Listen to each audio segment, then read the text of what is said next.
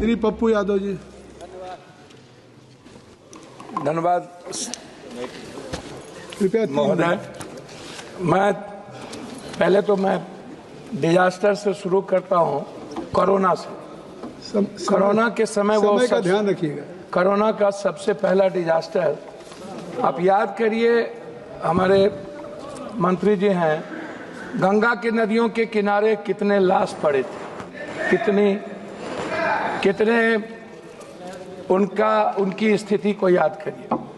आप state problem को याद कीजिए कि कैसा डिजास्टर था। केंद्र ने स्टेट के हाथ को बांध दिया था।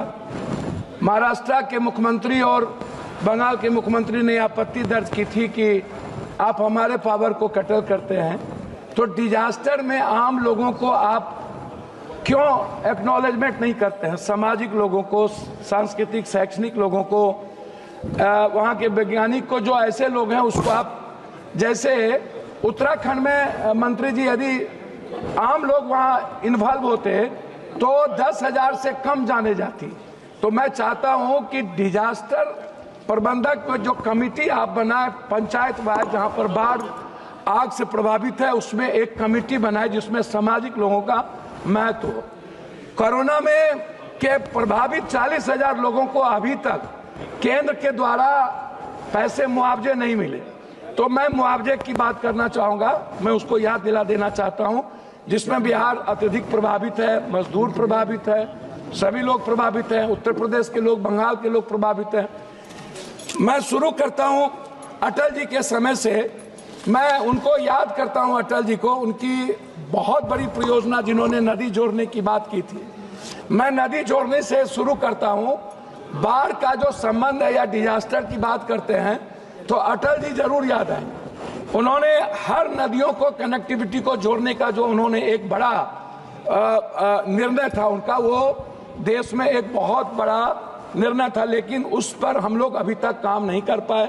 हम किसी नदियों को, चाहे हमारे इलाके में गंडक है, सप्तकोशी जो नेपाल से आता है, बूढ़ी गंडक है, महानंदा है, कमला है, केहर है, कनहर है, सौरा नदी है, गंगा है। जब हम इस नदियों की बात करते हैं तो वो नहीं हो पाता है। दूसरी चीज, अभी आपको याद होगा फरक्का कब बनी थी? 1974 के बाद, बाढ़ के बाद फरक्का, और फरक्का से लेकर के भागलपुर तक, नौगछिया, मनिहारी इलाके में नदियों का जो गाद है आज तक नहीं निकाला गया। नरेंद्र मोदी जी के सामने नीतीश जी, हम लोग भी मीटिंग में थे, इस प्रश्न को उठाए थे कि क्या फरक्का का रिहैबिलिटेशन होगा या नदियों को कैसे हम लोग और मजबूत कर सकते हैं, जिसमें कोसी पर भी थी। भीमनगर बैरेज बनाने की बात थी, उसको हम लोग भीमनगर को रिहैबिलिटेशन नहीं कर पाए। नए भीमनगर की बात हम नहीं कर पाए। आपने दिया है कि एक है भीमनगर, दूसरा है अजयनगर में आप एक नए बैरेज बनाने का आपने प्रपोजल हम लोगों ने दिया था। उस प्रपोजल का क्या हुआ? यदि हम उस बांध और चौड़ाकरण करते हैं, भीमनगर बैरेज बहुत लंबे समय से हो गया और सबसे ज्यादा प्रेशर पड़ता है, क्या कहते हैं आपको, नेपाल का। नेपाल से वार्ता नहीं होना भी एक बड़ा चिंता का विषय है।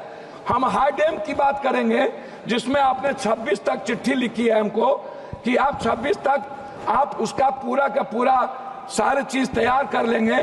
तो हम एक हाई डैम की बात, बिहार के लिए, बिहार की आपदा के लिए जो सबसे बड़ा चीज है, हाई डैम भी है, एक बड़ा भीमनगर बैरेज का नवीनीकरण है, दूसरे जगह भी है।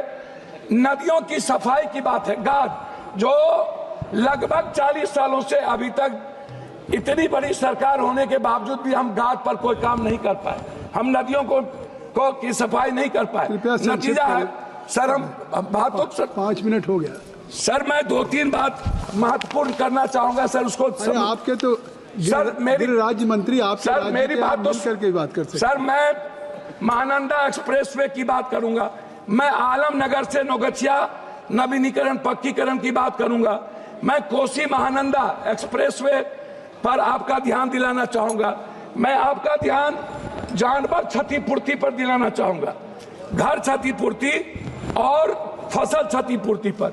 जब बाढ़ आता है, अभी बाढ़ आया, लगभग 7 लाख क्यूब पानी के बाढ़ आया, जिसमें पूर्णिया का आप कोई भी इलाका, किशनगंज का, अररिया का, आप सहरसा का इलाका देख लीजिए, आप उस कोसी सीमांचल का जो भी इलाका आप देखेंगे, 7 बांधे टूटी। आप गाइड बांध क्यों नहीं बनाते हैं? गाइड बांध यदि बनाएंगे तो बेहतर होगा। सर मैं खत्म, हमको तो समय सर दिया जाए ना, दिया ना हमने 2 मिनट समय दिया जाए। 2 मिनट हो गया, 1 मिनट और 2 मिनट सर, 1 मिनट। गाइड बांध का मैं आपसे आग्रह करूंगा।